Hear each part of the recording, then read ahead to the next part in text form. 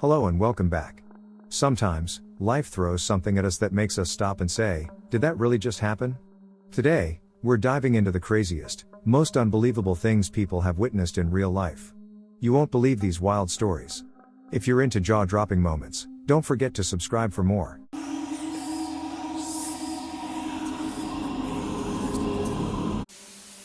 When I was 18, I watched my father die on a random driveway as I gave him CPR. He had a heart attack while on a walk with my mother, and she ran inside a house and called 911 and me.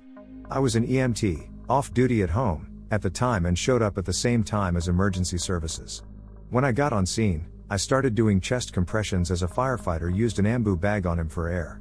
I clearly remember every second of the incident, and I can and have written it out many times in an effort to deal with it and get it out of my head. I used to have horrible nightmares, and I couldn't get the thought of my father's vomit-covered dead face out of my mind for a good 2 years. After a few minutes of CPR, a defibrillator showed up, and they shocked my dad once. He regained a sinus rhythm for a moment and then flatlined again. We put him in an ambulance and sent him to the hospital. He was declared DOA. I remember my mother softly holding back tears and asking if everything was going to be okay. I was 18 and didn't know what to say, so I said, "Nobody is dead till a doctor says they're dead." She told me to go home and call our family to let them know what happened. When I got home, I cried my eyes out and then got ready to call my dad's mom, sister, and brother, my brother, sister, and my mom's mother. Before I could muster the strength to call, my mother called from the hospital to say the doctor had declared him dead. I then had to tell my grandmother that her son was dead and that his brother and sister's brother were dead. I had to tell my siblings that our father was dead. It was messed up. I hate thinking about it, and I wouldn't wish it on my worst enemy. I feel a little numb writing it out here. It brings back crazy flashes of images I don't ever want in my head again. Me and two friends decided to go to the local 24-hour grocery store. Friend A happened to have the gorilla suit, used for fucking with other people in public, in his trunk. Friend B decides that we will buy our fucking pizzas dressed as gorillas. He dons the suit, and we go into the store. It is 3 a.m. The store is mostly empty, and we laugh as several employees give us odd looks or chuckle at the spectacle. As we walk by one aisle, I look over and see a giant yellow chicken staring back. Two different groups of people, without any planning beforehand, managed to dress up as animals and go to the same store at the same hour. 3 a.m. Gorilla and chicken stare at each other intensely and prepare to fight, but everybody was too busy thinking, holy fucking what the fuck. The employees all presumably assumed we had gathered together before entering the store, but to this day, I can't help but imagine the laws of ludicrousness setting that moment to be the most important night of our lives. Unfortunately, we got scared and ran from the store with our frozen pizzas in stow, trying to forget the unbelievable coincidence that we had just witnessed. Pizza wasn't that great either. I've seen numerous accidents, knife fights, you name it, but Mother Nature kicked all their butts this year. We were down in Baja at a beach called Los Cerritos. I was in knee-deep water with my daughter when someone yelled, "Whale." Usually this means someone spotted a spout or something, so I'm thinking, no big deal. Well, a second or two later, someone else yelled, so I looked up, and there they were, a huge gathering of humpback whales, breaching, dancing, tail wagging. I've seen this before, but never in these numbers. Then, instead of watching the show slowly swim away, they stayed. Those whales stayed in that same spot, playing for well over 20 minutes. It was the most incredible thing I've ever witnessed, and I've been around. When I was about 13, we had a ritual during the summer where we would hang out at my buddy's house and alternate between hanging on his front porch and playing Super Mario in his second-floor bedroom. One day we were doing the same old thing on the porch and decided to go in and fire up the Nintendo. Good decision. After about 10 minutes, we heard a tremendous crash from the four corners stop out front, and the whole house shook. Being closest to the window, I looked out and saw a huge old Monte Carlo flying through the air into his yard. I yelled accident, and was the first to run down to see what was going on. I got to the front door and opened it to be greeted by a Ford Escort on the porch, crunched up like an accordion, with a middle-aged man inside covered in blood with his hand extended toward me, moaning in agony. It was awful. We spent the next 4 hours trying to stop the bleeding with bed sheets and watched as paramedics tried in vain to get him out with the jaws of life until they finally lost him. I can still picture his face to this day, poor guy. I live in Philadelphia, and I was walking up Broad Street, one of the main thoroughfares in the city. All of a sudden, I hear sirens, which isn't that unusual, and I see a cop racing down the street, which also isn't that unusual, but then I see a Jeep, oblivious to this cop, start to cross Broad Street. At about this time, I got the "oh fuck, this is going to end horrendously" face and stopped to watch. Well, the Jeep gets about halfway across the street when the cop, who is doing at least 65 to 70, broadsides the Jeep, goes airborne, flips end over end twice, and then lands upside down. While the cop is flipping over, the Jeep is doing a barrel roll, also airborne, but underneath the cop, and this is where it reaches the point of fuck to death insanity. After the cop lands, the Jeep lands on top of the cop, and it's like one giant pile of twisted metal, broken glass, and shredded rubber. A few seconds later, all of the other cops, who were racing to the same crime scene as the first, came barreling down Broad. They all screech to a halt and jump out of their cars with their guns drawn, as if the driver of the Jeep was some mastermind terrorist bent on murdering the Philadelphia police force. A few years ago, I was in Boston visiting some friends and went outside to smoke a cigarette. I'm standing on the sidewalk, enjoying the autumn chill, and two cars screeched to a halt in front of me. Neither moved for a minute, and so I didn't think anything of it. It was just odd. Then, seemingly out of nowhere, two cops come running at the cars with their guns drawn. The cops were screaming, "Motherfucker, let me see your hands, don't move you fuck," all kinds of deliciously profane things to shout in the middle of the day in the middle of a city. They slapped the hood of the first car and yelled at the driver to take off, then stood on opposite sides of the rear car, their guns aimed through the windows and still screaming.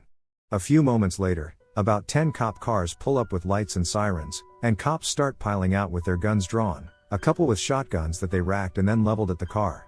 I was about 20 feet away, but none of them seemed to even notice. I wasn't told to back away or anything. As this was happening, a small crowd began to gather.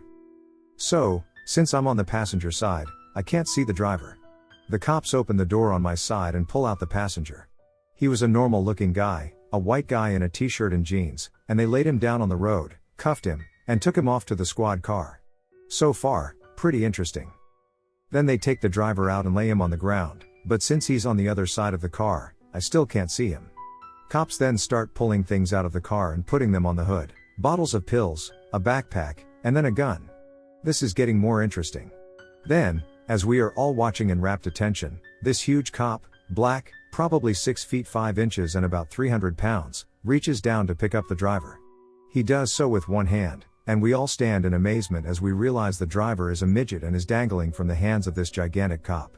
The midget is screaming at the top of his lungs, "Fuck you cops, blah blah blah," and the cop pretty much carries him one-handed to a squad car and throws him in the back. When the cruiser takes off, there is a moment of silence, and then everyone, probably 30 bystanders and a dozen cops, starts laughing hysterically at the same time. I called every single person I knew, just so that I would not be accused of making it up. It was hands down the funniest thing I have seen. My mom took me to get my hair cut at a salon when I was a 13-year-old boy. I usually get my hair cut at the barber, but we didn't have the time.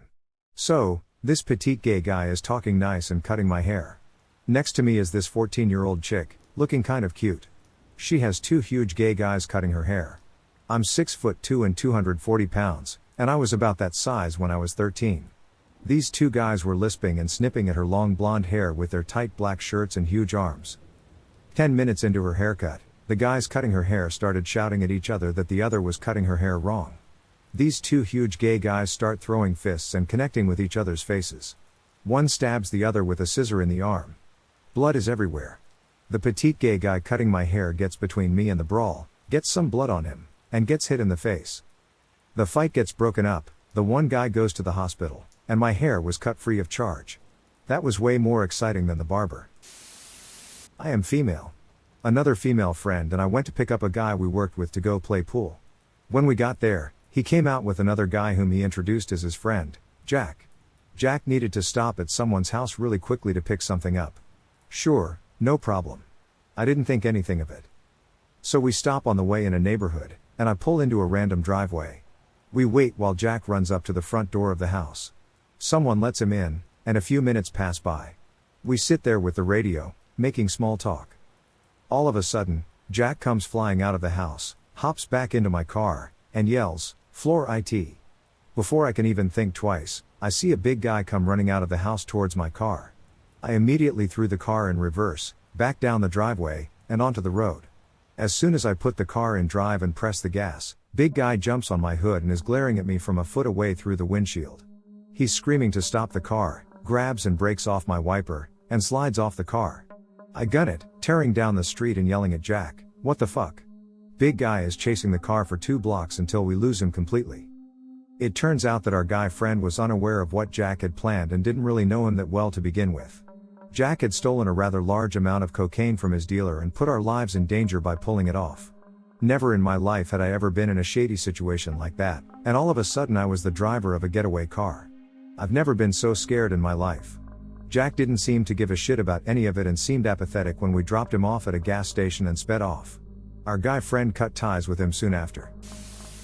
OSU Michigan football game in Columbus 2005-2006, I forget. After the Bucks won, I stepped onto the porch with a few friends to have a smoke. As soon as I get outside, it smells like smoke. Sure enough, there is a 7-foot-high stack of proc furniture on fire right in front of the house I was at in the middle of the road. The fire really begins to grow as dozens of people continue to toss more and more couches and chairs into this inferno. Now keep in mind that all of this takes place in a little under 1 minute. Out of nowhere, a city snowplow comes flying out of the alleyway, crushes the whole pile down to nothing, and scatters it all over the road and alley. Cheers erupt from all the neighboring houses at the scene, loving the hysteria that is going on around them. All of a sudden, a huge beam of light shines down right onto the street, followed by another as 2 police helicopters swoop across the area. Then, almost immediately after all of this shit is going down, a wall of police on horseback arrives. I mean, these motherfuckers own the street from sidewalk to sidewalk, batons in hand. Just swatting at anyone stupid enough to get in their way. They marched right down the street and dispersed the area in less than 1 minute. No one was injured, the best thing I've ever seen. So, I'm working for this carpet and furnace cleaning company on the furnace side of things. Usually we go to people's houses, knock on the door, they let us in, and we begin. Hook up a giant vacuum truck's giant vacuum hose to the furnace. Turn the giant vacuum truck vacuum on. Go to each vent in the house and blow the dirt in the direction of the air current created by the vacuum, and that's how we did it. Usually. So my partner and I roll up to this house. He's super excited, you see, because we are in his home neighborhood, where he grew up, and this house is a bit of an oddity to begin with, and he and his friends always wanted to know what was inside. It has neon green floating lanterns leading up the pathway and all around the house and lawn. It has a family of plastic deer set up around the 2 gigantic fir trees on the front lawn. The path that leads up to the house goes between the 2 fir trees and veers to the left, to the front of the garage. No door. We looked for the door but couldn't find it. There is a glass sliding door to a gazebo, but there's a lot of snow between us and it, and it's jam-packed full of plants like you wouldn't believe, so it isn't an option anyway. We also found that some of the plastic deer had their antlers removed, and real antlers were fixed to their heads in place of them. Yeah. So we call. Someone sounding like Grandma Death answers the phone. Says to come in through the garage. Then the garage door opens, and we knock on the door leading into the house and wait. No answer. For 5 minutes. So we open the door. It leads to a platform at the top of some stairs leading down into the basement. It is very dark and still down there. We are scared, but we go down. Leads to a kitchen with the 2 furnaces off to the side behind some blinds and closet doors, you know what I mean? The type of door that opens like a Z? We thought no one was around because this house was dead still and really quiet. We are wrong. This house is huge, hence the 2 furnaces, and full of different bedrooms.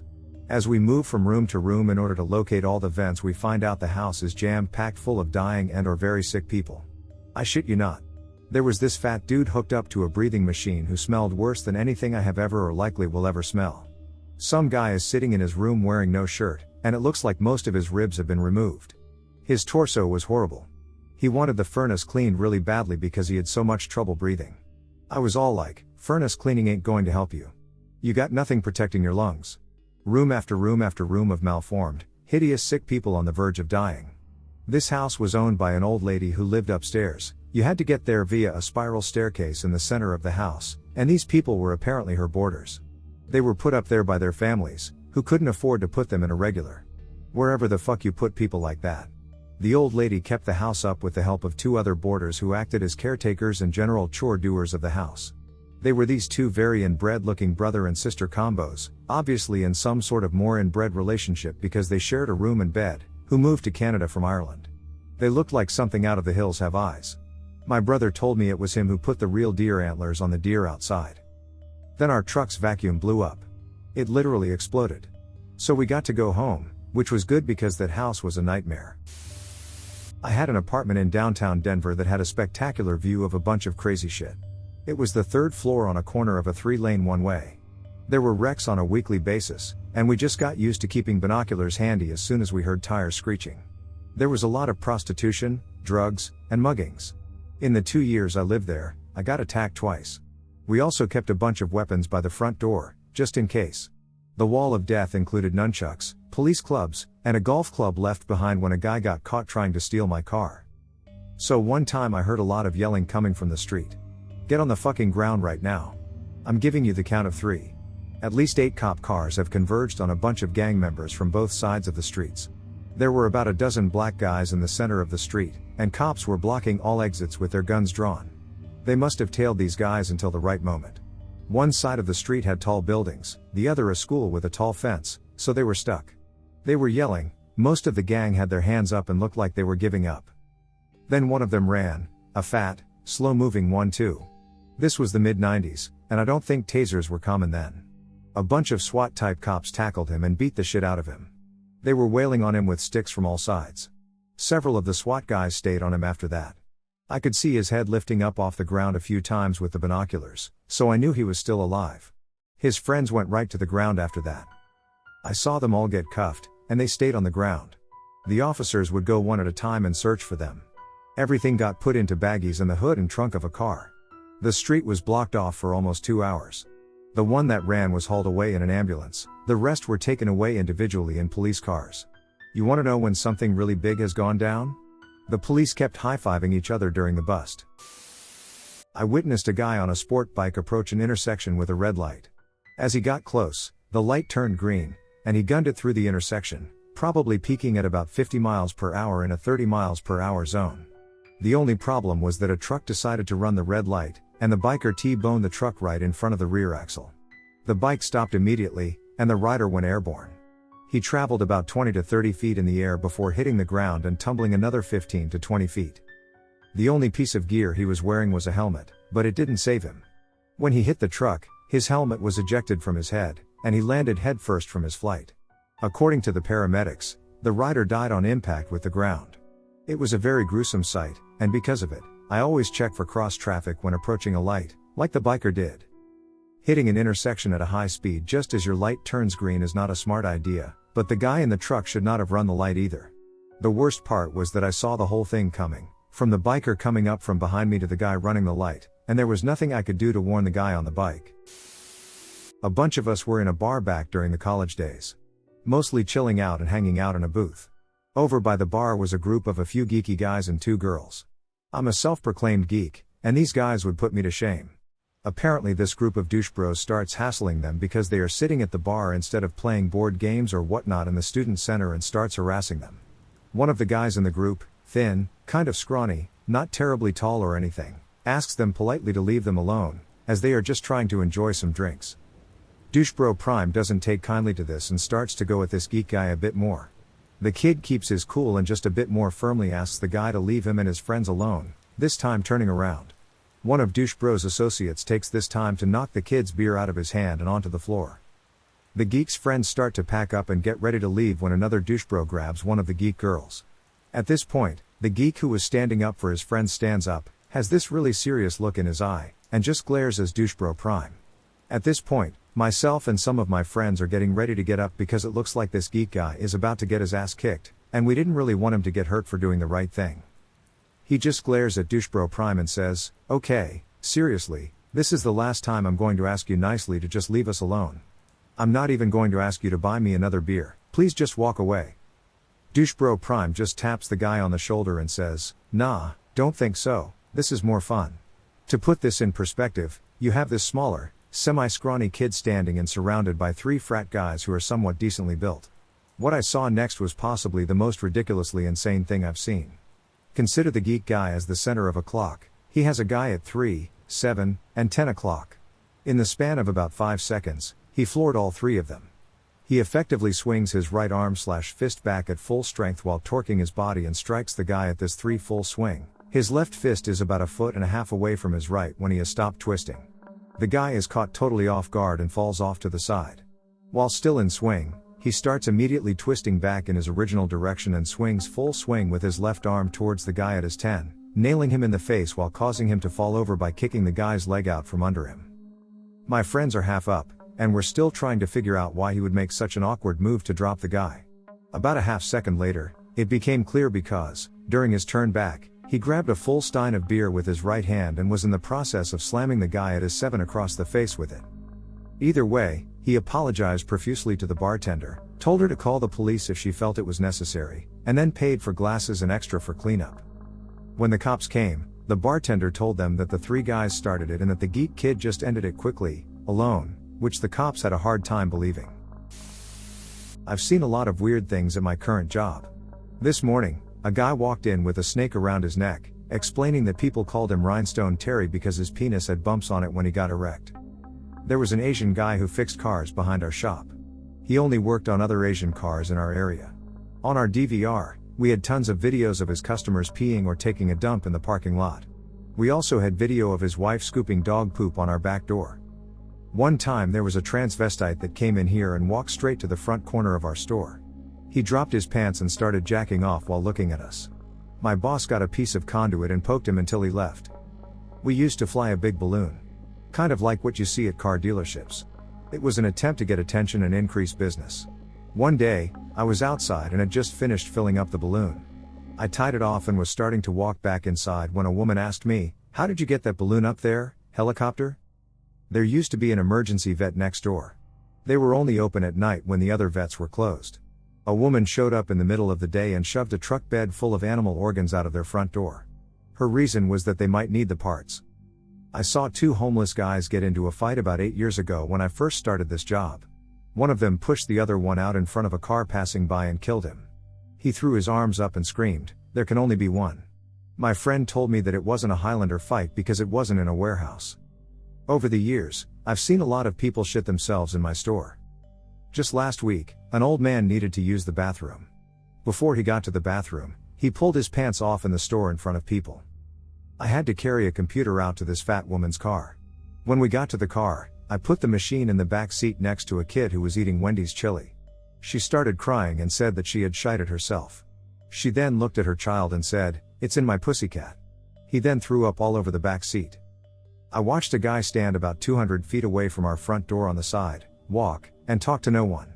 He then came in with a gun and wanted to know why we wouldn't show him any respect by talking back to him. I had a customer kill himself in the parking lot because he couldn't play WoW on a 15-year-old laptop. This was after he threw the laptop at me, and I chased him out with a hammer. I saw a guy lay on his back and piss into the air while waiting for his ride across the street in a parking lot. I could go on forever with these. One time I was in this pretty important business meeting. There was a town involved, regarding company acquisitions for an organization, which I was led to believe I had no ownership in. After investigating some fraud on the part of my business partners, I determined I had actually still owned 50% of the company. Having known this, as the purchasing entity had no knowledge, I sold him 500,000 units of my product before the deal went through and then refused to sell him the company, saving my town and my dad's company. That's not even the crazy part. After I revealed that a married couple in the meeting had committed fraud, the husband ran out into the testing floor, it was an auto brakes factory, and tried to escape, but while telling us to screw ourselves, he tripped and fell onto an active brake test car and accidentally flipped the switch to activate it. Needless to say, we were all pretty worried about the poor guy, but fortunately the brakes actually worked, but the guy went flying into a chair that was being tested for durability. One of these giant punching bag-like weights landed directly on his balls, ensuring he would never be able to reproduce again. That's still not even the crazy part. The craziest part is that the wife of the guy who committed fraud decided to shack up with the owner of the original purchasing company immediately as they left the meeting room, and no one even thought to arrest her or anything. This is after she committed multiple counts of fraud, maybe attempted murder, and even polygamy. All of this happened right in front of news cameras and police officers, but she was like a 10, so I guess it was okay. It's Sunday, 6:30 a.m. We're going to go snowmobiling before a hockey game. I'm about 13 to 14. And I'm staying at a buddy's place. It's got to be -35 because the snowmobile was having trouble getting started. And this thing was old. Its throttle and clutch were shit, so we knew it was going to be frustrating. Thankfully, a third guy came over with some starter fluid. I don't even know what this stuff does, but I know now that he shouldn't have dumped half the can in while we weren't looking. I guess it only needed a drop or two. The next attempt at starting the sled resulted in a huge bang, and it took off. He was barely hanging on and crossed the road in front of his place into a park. But there was a small snow hill there, and the sled went right over it, leaving him on his ass. The sled kept going across the park, accelerating, and clearing the next snow hill on the far side. At this point, I realized the third guy was running home. And I looked back to see and hear the sled crash into the front skirting of this guy's trailer. There are parts all over the lawn now, and my buddy is running up. Now he wasn't the sharpest tool, half a can, lol, and the owner of the house runs out, and I heard something like, "What did you do to my house?" My buddy replies, "Look at my ski." I'm now horizontal, in tears that are freezing on my face, laughing so hard that I started hyperventilating. I thought, fuck it, I'm not dealing with this, and I went back inside to sleep until the game. Later that morning, when I came back out, the sled chassis was there, and there was a garbage bag full of parts. I start giggling like a little kid and walk over to look. The speedometer is disconnected and is reading way past the maximum speed. At which point I fell over in laughter again. My buddy says, with this faraway look in his eyes, "I've never seen it go that fast." Driving down this mountain road with my buddy and out of the woods, I see this dude who is covered in blood, has a huge cut on his face, and looks all beat up. Me and my buddy were like, 0_0, so we got out to see what was going on. The guy says he lost his cell phone, and I'm thinking that is the least of his problems because he obviously had his ass kicked and is bleeding pretty badly, not to mention fucked up on meth or something else because he couldn't feel any of it. So we try to help him and follow him back to this cabin that is off the road down in the woods, where he says he lost his cell phone. We get there, and there are all these crazy goth/devil worshippers in this cabin, and they are pissed that the bloody dude is back looking for his phone. This giant punk/goth dude comes out and picks up a log and just starts beating this guy in the head with this log. The guy is literally begging for his life. We were standing there in disbelief, thinking this guy was going to turn on us, so I ran up to my truck and got a knife. Then I remembered I'm a little skinny 16-year-old pussy-ass bitch, and me and my buddy hopped in my truck and GTFO. That dude probably died. After helping clean up my great uncle's house, it was getting dark, so I left, shut all the lights off, and headed towards the front door. For some reason, I got the urge to say goodbye Uncle Fred out loud, so I did. Suddenly the entryway lights flicked on, and the stereo in the entryway turned on as I was passing them, and the stereo started playing music like some kind of message from beyond the grave. It completely freaked me the fuck out. Unfortunately, it didn't turn out to be a ghost after all. One of the lights I turned off actually turned on that section of the house, which took about 45 seconds to start up for some reason. Old house, old wiring. I was able to replicate the results repeatedly. I used said information to scare the hell out of family members, and of course, whenever I tell the story, I don't mention the last part about figuring it out. Small town drama gone horribly wrong. Needs some background first. So there was this woman we'll call Mary who had kids with a guy we'll call Todd.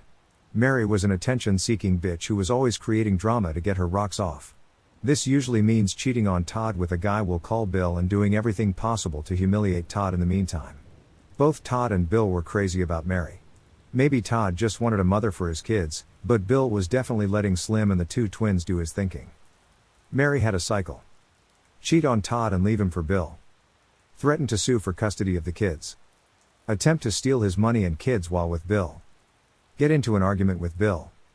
Make up with Todd, then spread lies about what a bastard Bill was. He was just young and stupid. Repeat every 2 years or so. The last time she did it, it was pretty bad. She slashed Todd's tires, sent naked photos of her fucking Bill, called his work and told his boss that he was beating her, emptied his bank account, and sent the lawyer on him with his own money. It was really ugly. Todd snapped. I worked at the bar where a lot of this shit went down. The bar had just closed, it was 2 a.m., and the crowd was standing outside, taking a smoke, and chatting while their rides came, 25 to 30 people. Among them were Bill and Mary, just chatting and acting like drunken school kids.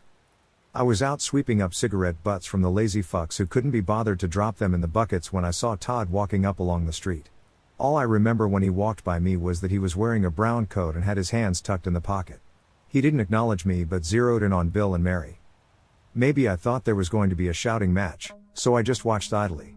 He was dead silent, and he got about 10 steps from Mary, and Bill stopped, calmly pulling out a snub-nosed .38 S&W and started squeezing off shots. He took down the Bill first. The first round hit him in the shoulder, and the second round dropped him with a headshot. Then he turned the gun on Mary and put one in her chest. Todd then calmly tipped the gun under his chin and blew his own brains out all over the side of the bar. It was surreal. Everyone was screaming and running by then, and I was just standing there like a rube, thinking, holy fuck, what just happened? I was 14 to 15. Working underage at a bar is another story. A police car a block away heard the shots and called a pair of ambulances. When they arrived, Todd was DOA, and Bill was lying in a giant pool of blood, so the paramedics went to Mary and threw her the ambulance. She ended up making a full recovery. Everyone, including the paramedics, thought Bill was dead. The second aid car paramedic who went to confirm death nearly tripped over himself trying to call a medic when it turned out Bill was still breathing. Bill was airlifted. He flatlined a couple of times, and they had to replace a small swimming pool worth of blood, but he lived. The whole event was surprising and untraumatic for me. I scrambled after more cops started arriving, and there was never much about it after that. I was underage after all. Oh fuck, someone's been shot, I don't want the owner to be caught hiring minors. I was about 12. The kids in the neighborhood set up a 3-foot-high ramp at the bottom of a hill. One daredevil dumb kid comes hurtling down the hill and launches off the ramp. Everything looks good, and it looks like he's going to land it. The rear wheel hits first, bounces him up, and turns him forward. He bounces off the front wheel, continues forward into a cartwheel, and tumbles over and over, his bike stuck between his legs, but then bounces out in its own direction. Every part of this kid was broken. I don't think he survived, as no one ever saw him again, although I moved away less than a year later. When I was first learning to fly, I was practicing touch-and-go landings when I saw one aircraft land on top of another. The lower aircraft had an overhead wing, a Cessna, while the top aircraft had a lower wing, a Piper. The dynamics worked out so well that just as the lower aircraft touched down, the top aircraft settled on it. The prop shattered the windshield of the lower aircraft but completely missed the pilot and passenger. A few cuts, and being scared, were the worst that happened to anybody involved. Later, while in the Navy, I was on the USS Mars, AFS-1, during a yard availability. The ship was in dry dock, and they removed the screw to be reworked and balanced. It was lifted onto a flatbed trailer for transport, and away it went. That evening, when I felt the shipyard, I turned a corner and was confronted with the ship's screw sitting in the middle of the road. You see, this was a AAA shipyard at the old Hunters Point Naval Facility. We called this place Triple a Bicycle Shop. To say they weren't squared away was an understatement. They had decided that the weight of the screw precluded the need to secure it to the flatbed. They were wrong. They were wrong a lot. They even put one of our new boilers in backwards, but that is a story for another time.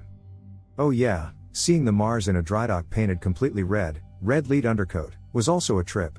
I used to have a photo of that, but it got away from me somewhere. I've seen so many fucked up things. One that immediately stands out is that once, years ago now, I went to a Deftones show in Rhode Island. There were about 2,000 people there. After the show ended, a full-fledged riot broke out, over which I have no clue. I mean, balls out fighting in the middle of the street. It was smack dab in at the entrance or exit. It was almost impossible not to be involved if you were unlucky enough to have already exited the building. Of course, I was outside, ducking, dodging, and running when the police riot squad busted through the crowd on horses. Let me tell yous that seeing 5 mounted police run straight through a crowd on huge fucking horses is impressive. I mean, if you were unlucky enough to be in the horse's path, you were set to fly through the air. It was scary as shit but fucking impressive as hell.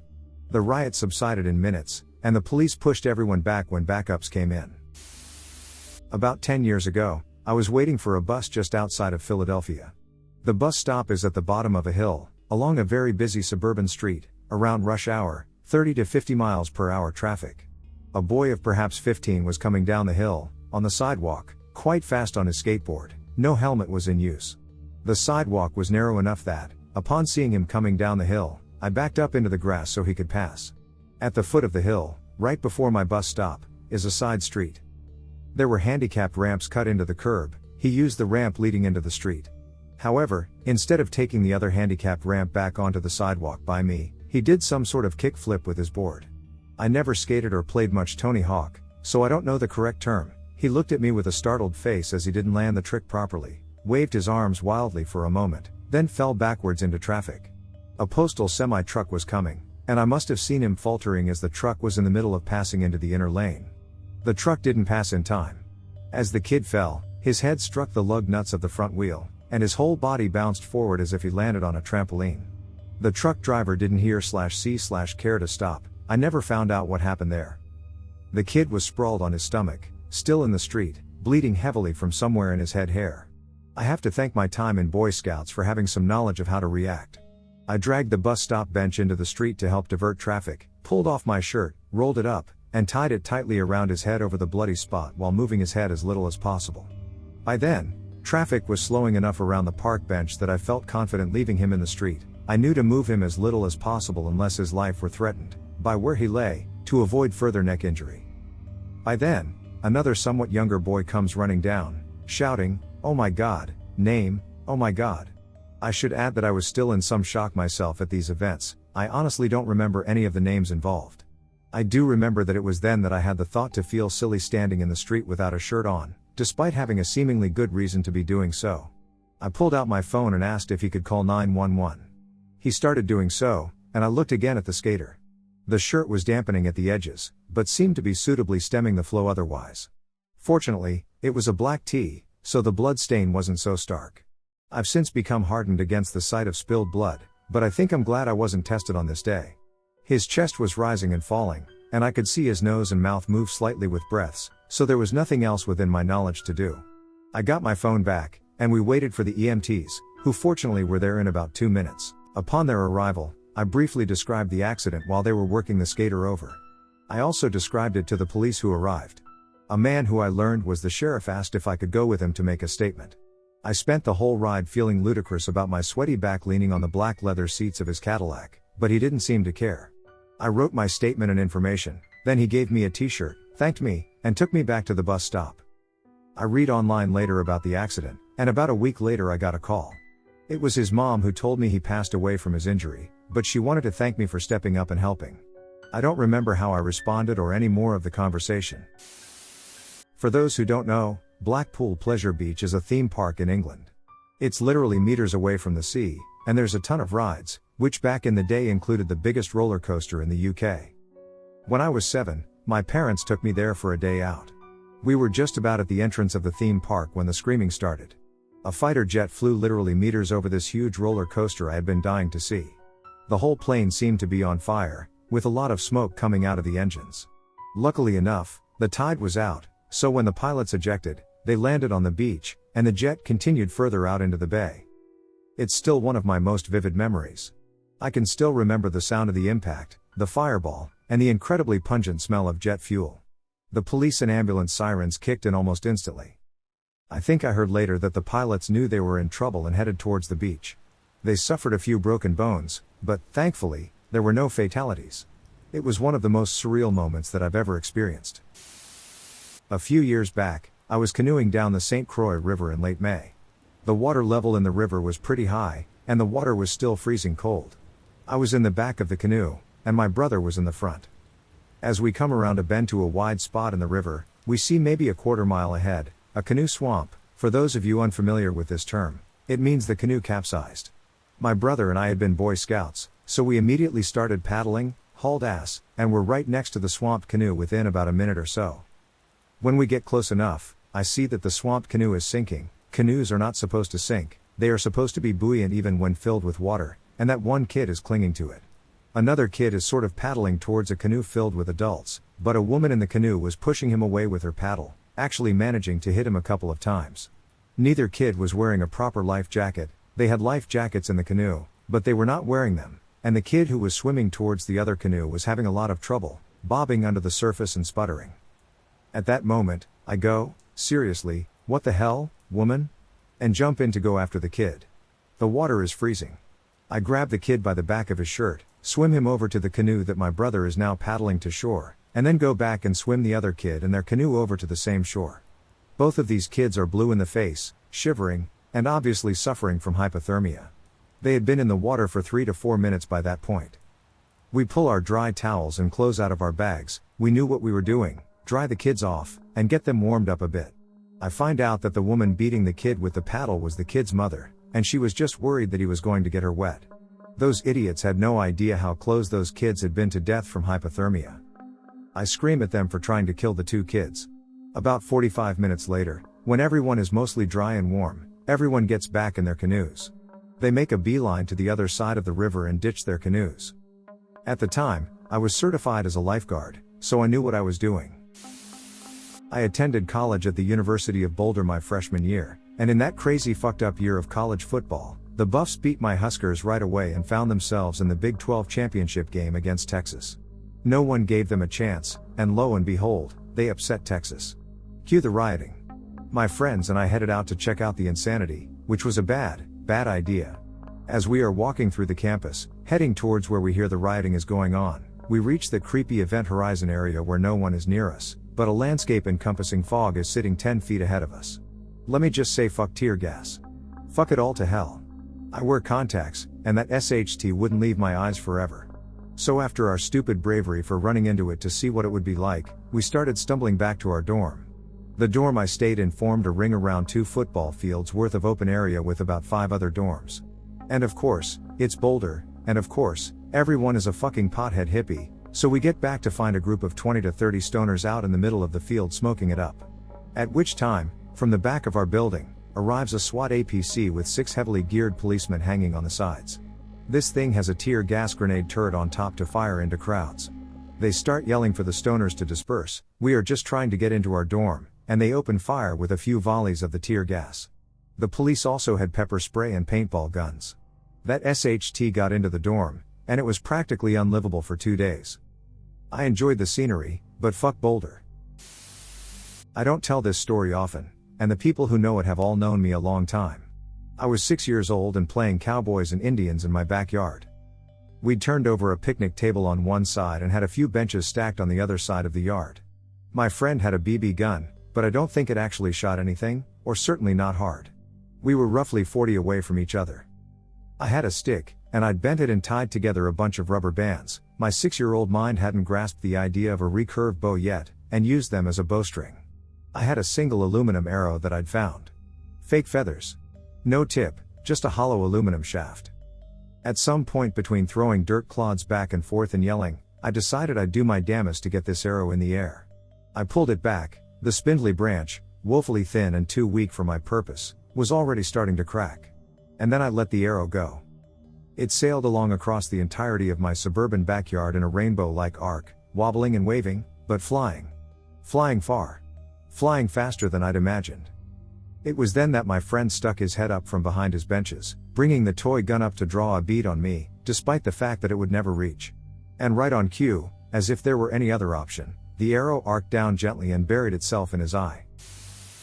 When I was 13, my brother and I were driving to my father's business, a lumberyard, for work. It was a 15-mile drive, mostly uninspiring farm landscape.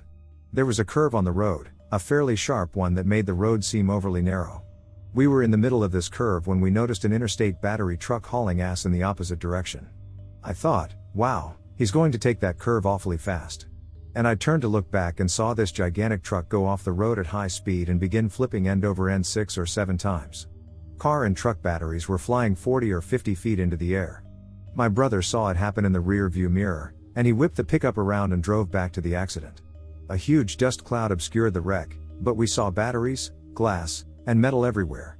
As we approached, we noticed a person walking out of the dust cloud. We thought that someone had been walking and was narrowly missed by the truck, but it turns out it was the driver. He had been thrown clear of the debris by a good 30 yards or so. He was walking normally, but he was obviously injured. Blood was streaming down his neck. We pulled over to offer him a ride, and he was extremely concerned that he would bleed all over our nice pickup. After much pleading, he got in the truck, and we drove him to the hospital. He had an inch-wide and bone-deep weeping gash on his arm and a large cut on the back of his neck. He refused our help at the hospital and entered the emergency room under his own power. Also, we were late to work, and my dad didn't believe us. He was extremely pissed. I have seen pitch fucking darkness. Let me explain. I went camping in Kandersteg International Scout Center several times, and one of the guided tours offered is caving. Being American and thick, I'm thinking of Carlsbad, like this is going to be a hike with some climbing and a few narrow passages. No. God, no. We trekked down the hill to the valley, both of which are small features near the top of the fuck-off huge alpine mountain where Kisk is located, and then up into the proper mountainside. It's worth noting that the entire country of Switzerland is stunningly beautiful and that, up to this point, I haven't seen so much as a dull shrub inside its borders. The entrance could charitably be described as a dark hole. Already, I'm having second thoughts, but when the guide asks if anyone wants to back out at the last minute, I sack up and shut my mouth. We file in, which immediately expends my squeezing through tight spaces budget. The cave turns and takes a nasty tilt, requiring everyone to sort of lay back on the rock and shimmy through a crevice with standing water at the bottom.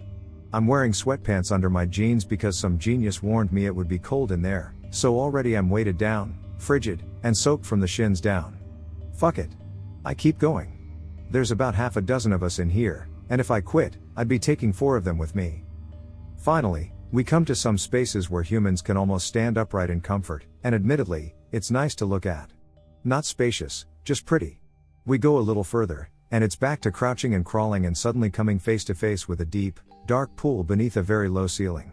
Yeah, kid, that's a sudden hole in the cave floor. It's full of deep water, and would you please shimmy chest down across these planks so the people behind you can follow? It's somewhere across these soaking wet wooden boards, back nearly touching the rock above me, head turned so I can fit, that I realize, 1, I have a comfort zone and, 2, I am well outside of it. From there, it was a much less harrowing walk. Some slippery surfaces that take a few tries to get up, some steep drops that offer only a knotted nylon rope as conveyance up and down, but nothing sanity testing. Finally, we reach a little egg-shaped space with 2 obvious exits, the way we came. And a hole in the corner. The hole is filled with still water. The guide tells us that this leads to the source of all the earlier water, as the system floods annually. He says that nobody's ever found the other end of this cave, though it's been mapped for over a mile beyond this point. The very thought of someone going through that hole for any distance makes me uneasy. Then he asks us all to turn off our headlamps. There is no darkness like the darkness deep underground. There's something quietly horrific to the human psyche about that slim difference between uselessly dim light and its complete absence. Emotionally, I was done. My constant defensive sarcasm and quiet grumbling ceased. Standing there in blackness, knowing it was midday outside and knowing that maybe 1 photon of sunlight must make it this deep every minute, I realized that the only way home was back. There was no easy way out available for any price. Nothing short of scraping away the bare rock would keep me from having to relive the cold, the tightness, and the dark, so I was left without even the silly hope of a quick escape to temper the primal sense of dread. I have seen pitch fucking darkness. I asked for it. I earned it. Alaska. About 10 years ago. My co-ed scouting troop is doing this tour through some park. Half of it is on these old school buses that would take 5 minutes to pass one another on mountain ledges with a 300-foot cliff to one side and no guardrails, but whatever that's not the story. The place the buses were taking us was the observation area and open space, where you could get out, stretch your legs, eat lunch, hike a bit, and talk to rangers. The only problem was that this day a few grizzly bears had wandered up the mountain or hill on the other side of a ravine. A few of our boys were wandering too close, so our leader, an old Vietnam vet, jogs up, gets them, and is reaming the shit out of them when we hear over the loudspeakers. "You on the mountain. Stop moving." I repeat, "Stop where you are." Everyone in my troop cringes and turns, thinking it's another dumbass high school kid whose body we'd have to take back to Ohio, mauled by bears. Except it's not. It's this 7 to 10-year-old little blonde boy who is still moving closer and closer to this grizzly bear. The person on the loudspeakers is screaming their orders over and over again while others are racing with guns up the side of the mountain. All the tourists are just standing there, dazed and helpless, as the bear disappears into the ravine, thinking we're going to see this little boy get plowed down by a grizzly at any moment. Suddenly the voice on the speakers changes to a panicked mother screaming, "Christian! Christian! Array! Array!" In an instant, the boy plops down on the ground. A ranger picks him up on a 2-wheeler, and cheers break out in the crowd. Moments later, the grizzly comes over the ridge, sniffing around where the boy had sat a minute before. In downtown Cairo, me and a friend are having lunch on the second floor of a 2-story restaurant. Completely shut in, with the only exit being a small staircase in the back. We're seated and served, and the owner was very excited to have our business as the place was empty except for another older gentleman, mid-60s, Egyptian, who was sitting at the table next to us. The owner spoke a small amount of English, but enough for us to get by. The entire time we're there, the old man next to us is chain-smoking, drinking tea, and reading the newspaper. He'll cough every once in a while, then go back to his paper. Well, he starts to have a pretty bad coughing fit and passes out. The next thing I know, He's falling over towards me. As he's falling, he completely smacks his head against the edge of my metal chair and then slumps to the ground. My friend and I jump out of our seats and completely freak out. He's gushing blood all over the floor, and I'm convinced this guy is dying. The owner runs over to us, trying to get us to settle down. We're yelling that this guy needs an ambulance, but the guy keeps trying to get us to sit back down and finish our meal. Some of the other workers come upstairs and block us from leaving. While we're trying to get this guy's help, the owner only cares that we finish our meals. We're about to get really heated about getting this guy an ambulance when suddenly the old man is sitting up. Still on the floor, still leaking blood from the side of his head, but alive. The owner gives the guy a glass of water and some fucking nails for his head wound. We're still totally freaked out, but the old man regains his composure. Holding the napkins to his wound, he sits back in his chair and lights up another cigarette as if nothing happened. I guess there's nothing more for us to do, so we sit back down and finish our meal. While living in Budapest in 2004 or so, my GF and I were taking the subway home, and we were heading up the escalator, which is on an incredibly steep incline, when something really horrible happened. It was the middle of the week, about 11 p.m., and we were coming near a station that has quite a few pubs and bars near the entrance, so some drinking was being done by the local expat college kids, and some were heading down the other side of the escalator when two of them decided to race. One was going against traffic, running down the up escalator, and the other was rushing by people on the down escalator when he realized that he was going to lose to his friend, who was cutting against the grain. So he decided to hop the rail and slide across onto the up escalator to catch his friend. He didn't see the ridged emergency stop buttons that caught the tip of his shoes, sending him flying out of control over the rail and onto the oncoming escalator stairs. He flipped once, landed hard on the back of his head and neck, sprung up once, and landed face first on the jagged teeth of the escalator stairs. I hit the emergency stop, and the friend of his who was racing ran by laughing, completely unaware of what just happened. I yelled out, "Hey idiot, your friend just died," and ran back to the guy who was lying face down as blood started to seep into the grooves of the stairs. The escalator, for who knows what reason, started up again, and I told my FF to go call 211 or whatever the emergency number was. She ran upstairs and told someone to stop the escalator again, which they did, and I was still bent over the guy while his friends were screaming and yelling. I flipped him over slowly, and his eyes were wide open, not moving.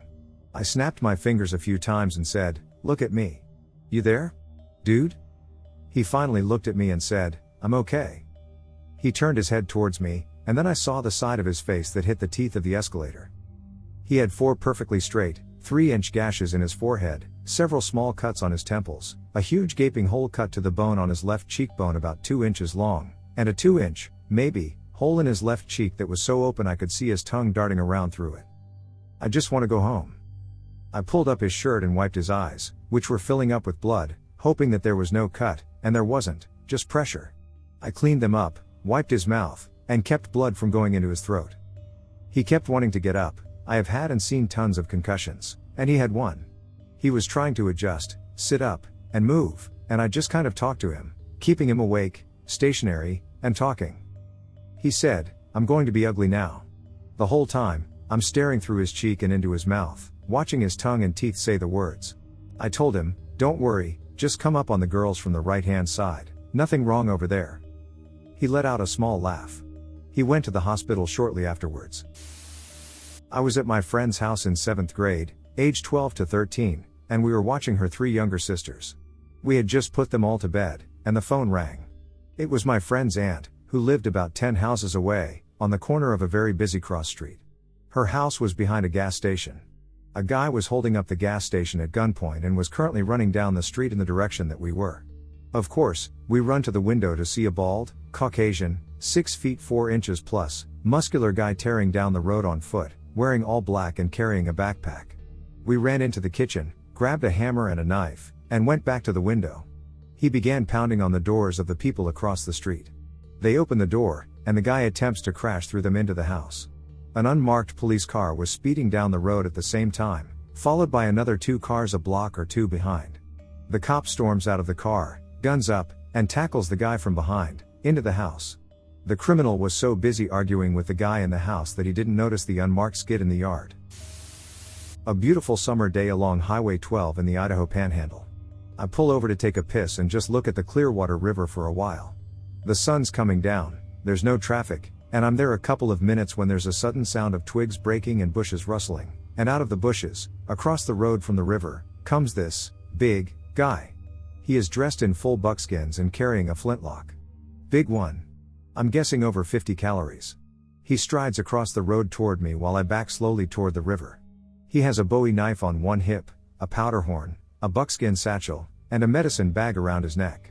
He has a full blonde beard, and his long blonde hair is pulled up into a top knot, out of which sticks some sort of large wild daisy or sunflower. And he looks like he's tripping balls. He stops, and from about 8 feet away, he yells, "Hey! You seen Jim?" Now I don't know if Jim's his buddy, his dog, or his imaginary friend, but I do know that I don't want to rile him, so I say, "Well, I thought I heard something in the trees over that way," and point back up and across the road. He looks around for a second, blinks rapidly several times, then yells, "Thanks, partner," and charges back across the road and up into the trees. I get in my car and head down the road. Never see Jim. When I was 15, a few friends of mine decided we'd go to the urban spectrum to hang out. Well, one of our friends was 16 and had a 95 Z24 and offered to drive. We thought it would be fun. So he picks me up first, so I get shotgun. We continue to pick up the other 3. One problem, there was no middle seatbelt. We start heading out, and the driver is trying to show off by doing fishtails and all that stuff. We were all having a blast.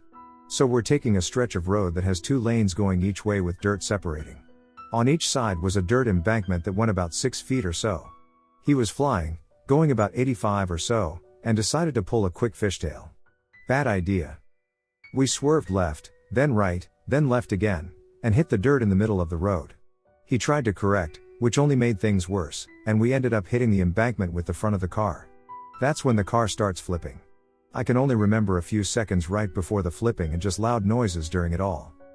We come to a stop, and the car is upside down. There is dust, smoke, and steam throughout the car. The seatbelt that I was wearing was wrapped around my neck, and I couldn't get it unbuckled. My friend sitting behind me was able to pull it over my head somehow. I opened the door and crawled out. I turned around to help 2 others get out. The driver got out of his side, and my friend got out behind him. We're all in shock. People pulled over immediately and started to help us all. I had a small laceration on my left wrist from crawling out of the car and cutting myself with some glass. 2 other people had small lacerations. One suffered no cuts but had back problems for years to come, and the guy with no seatbelt was fine. The cops show up before the paramedics. My friend asked the cops if he could have a smoke, and the cops said no because he was under 18. My friend didn't give a fuck and lit up anyway. The cop didn't care. I asked the police officer if I could just walk to the hospital because it was about a quarter mile away. He said no, so I lit up a fire, too. Then a few weeks later, I am at the grocery store getting some stuff when I see the cop who was the first to the scene. I told him to thank him again for everything he did. He responded with, "I should be talking to a ghost. Thanks, Dick." I worked in the ER for almost 2 years. I was a scribe, which meant I followed around the doctors and took notes for them.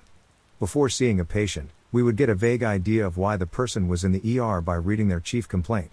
We'd also either read the nurse's note or talk with the nurse who checked them in. We were going to see a patient with the chief complaint of skin rash. Generally, this is a pretty benign complaint. As we headed over to the room, we were stopped by the nurse, who checked them in. "You're going to need a mask," she said. "What's going on?" the doctor asked. It's difficult to describe. You'll see it when you get in there. But the smell is pretty bad, you should wear a mask." She was silent for a moment. "I've worked in the ER for 30 years, I've never seen anything like that." We put on some masks and entered the patient's room. The stench was pretty bad, even with the masks on. The patient was an older woman. "What brings you in today?" the physician asked. "Well, I've got something going on under my left breast," the woman stated. "Okay, why don't we take a look at it?" The doctor moved the woman's gown aside to look at the breast. The woman pointed to under the breast. The doctor asked her to lift her breast. This is where the craziest thing I've ever seen comes in. As she lifted the breast, I realized something was not right. She kept lifting it further than you really should be able to. Instead of normal, pink flesh under the breast, I saw a decaying gray mess with a tinge of green and then a rib, and then I realized I was essentially looking into this woman's chest. As she lifted the breast, it was like a hinge opening a door into her insides. Not much was identifiable. But the doctor did point out a huge mass that was essentially coming out of the breast. The doctor explained to me after we left the room that this woman had extremely late-stage breast cancer. The cancer had become so large that it had started invading the chest wall, breaking down skin, muscles, and anything else that came in the way. That was why her skin had broken down under her breast. She also most likely had local fungal and bacterial infections in the decaying tissue, which was where most of the smell came from. It was the craziest thing I've ever seen. Apparently, the woman was not a huge fan of doctors and just avoided coming in for about a year. She hid it from her family. I just cannot imagine living with that. And that's my story.